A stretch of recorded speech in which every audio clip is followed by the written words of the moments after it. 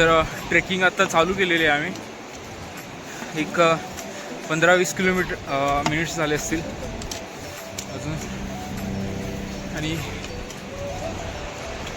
खूप अजून कवर करायचं आहे. माहीत नाही किती वेळ लागेल, अजून 7-8 तास तरी लागतील. A few moments later. Hi, केदारनाथचं ट्रेक आपण चालू केलं आहे. एक हाफ आवर झाला असेल कवळीकुंडवरून चालून, आणि आत्ता बघू शकता चालूच आहे. आणि इकडे घोड्यांची खूप प्रॉब्लेम आहे, सांभाळून चालायला लागतं, नाहीतर तुम्हाला पाडतील ते. ठीक आहे, अजून काय वाटत नाही. एक 2 किलोमीटर्स पण झाली नसतील आमचे कवर, पण मजा खूप येते कारण व्ह्यूज खूप भारी आहेत.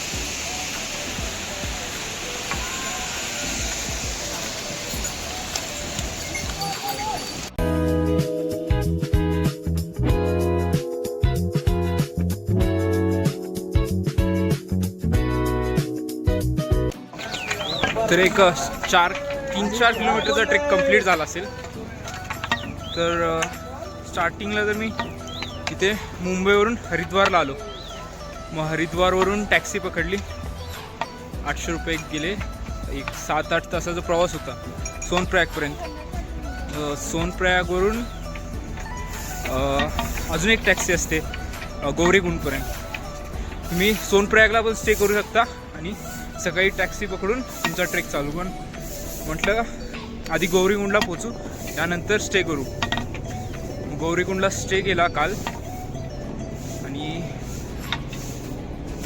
आज सकाळी एक 6 वाजता ट्रेकिंग चालू केली.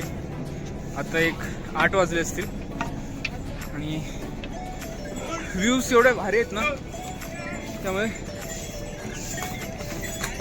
दम अजिबात लागत नाही. खूप मजा येते. आणि एक मराठी फॅमिली पण मला भेटली टॅक्सीमध्ये येताना, मग त्यांच्यासोबतच मी स्टे केला, आणि आता ट्रेकिंग पण त्यांच्यासोबतच करतोय.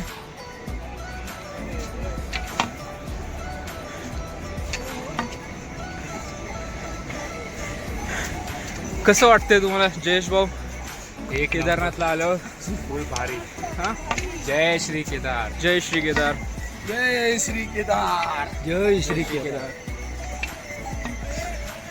आता भाऊ एक संध्याकाळ होऊन जाईल आम्हाला पोचायला. अरे हे घोडे खूप प्रॉब्लेम्स येतात, लागू शकतं, इंजुर्ड होऊ शकतं कोणी पण यांच्यामध्ये. बाकी तर खूप व्यवस्थित चाललंय आतापर्यंत.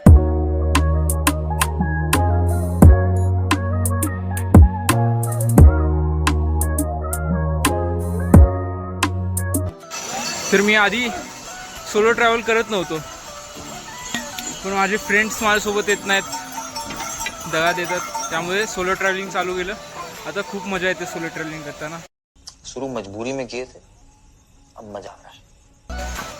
खूप सारे नवीन फ्रेंड्स मिळतात, बरं वाटतं जरा. जय बम भोलेनाथ, केदारनाथचे जय जय. आम्ही कल्याण डोंबिवली मित्रमंडळ येथून केदारनाथ यात्रेसाठी पदयात्री म्हणून निघालेलो आहोत. आज आम्ही पहाटे 6 वाजता आमचा प्रारंभ पदयात्रेला झालेला आहे. तरी सुद्धा आता 3 किलोमीटर 1 तासामध्ये आम्ही चाललेलो आहोत. अजून खूप हे धबधबे वगैरे पाहून आम्हाला आनंद वाटत आहे. असे थकवा अजिबात वाटत नाहीये. थकवा वगैरे काही जाणवत नाही आहे.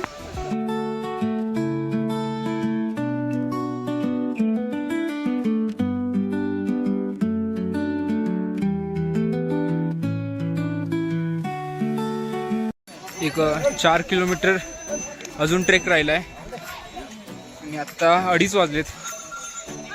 तेवढं काय ट्रेकिंगला वाटलं नाही, पण शेवटचे जे 5 किलोमीटर आहेत ना, खूप म्हणजे थकवा देत आहेत. माहीत नाही, एकदम हाईटवर म्हणजे स्ट्रेट आहेत ना, त्यामुळे खूप प्रॉब्लेम येते. व्ह्यू बघा.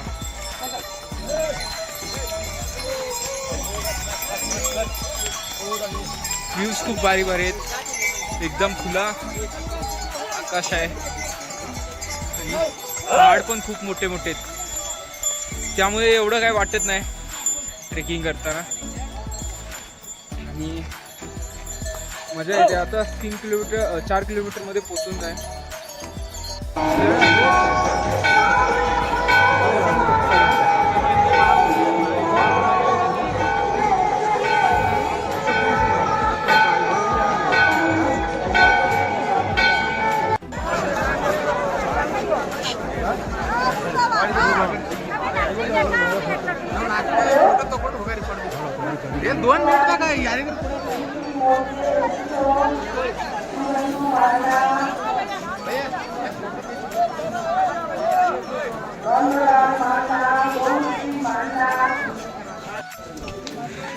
तर आपला सेकंड दिवस आपला केदारनाथमध्ये दर्शन झालंय. तुम्ही टेम्पल बघू शकता. दर्शन झालंय. आता चाललोय रूमवर आणि दर्शन पण खूप चांगलं झालं. एक गाभाऱ्यामध्ये जायला भेटलं आणि अभिषेक पण केला. खूप भारी वाटलं. एक 3-3.5 तासामध्ये दर्शन झालंय. आता खूप भारी वाटलं. मौसम पण खूप मस्त आहे. मेन म्हणजे बर्फ आणि पाऊस नाही आहे इकडे, त्यामुळे ठीक आहे. थंडी आता कमी वाजायला लागली. सकाळी खूप थंडी होती. एक -9 मध्ये टेम्परेचर होता.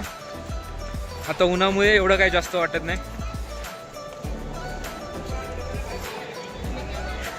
ठीक आहे.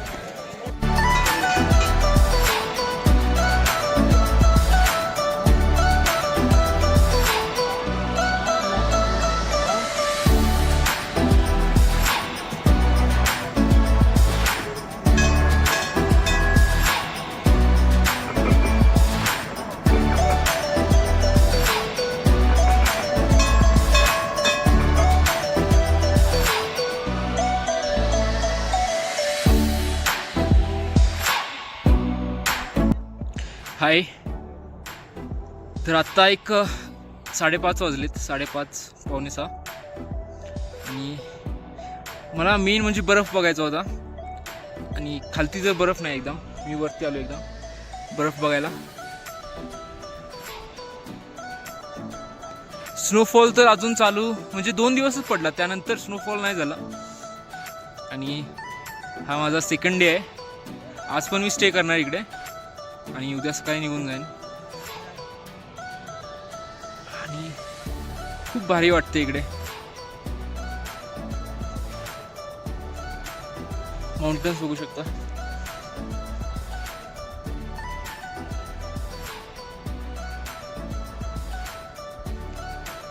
खूप मस्त आहे.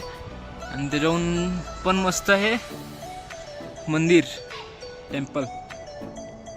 जेव्हा तुम्ही ट्रेक करून येता आणि तुम्ही टेम्पलला बघता तेव्हा तुमचे सगळा थकवा निघून जातो. आणि आता मी सोलो ट्रॅव्हल करत आहे. सोलो ट्रॅव्हलिंगला पण मजा येते खूप. तुम्ही नवीन माणसांना भेटता. आता मी एका फॅमिलीसोबत होतो, मग त्यांच्यासोबतच मी स्टे केला. त्यांच्यासोबत ब्रेकफास्ट, लंच, डिनर त्यांच्यासोबतच झाला. ते आज सकाळी निघून गेलेत, मी थांबलो इकडे. तर सोलो ट्रॅव्हलिंग करताना तुम्हाला खूप नवीन माणसं भेटतात. एक त्यांचे एक्सपिरियन्स तुम्हाला शेअर करतात ते. आणि दर्शन पण सकाळी खूप चांगलं झालं. एक 4 वाजता मी लाईनमध्ये लागलेलो. एक 7:30 वाजता दर्शन झालं कंप्लीट. आणि एकदम अभिषेक पण करायला भेटला. बाय.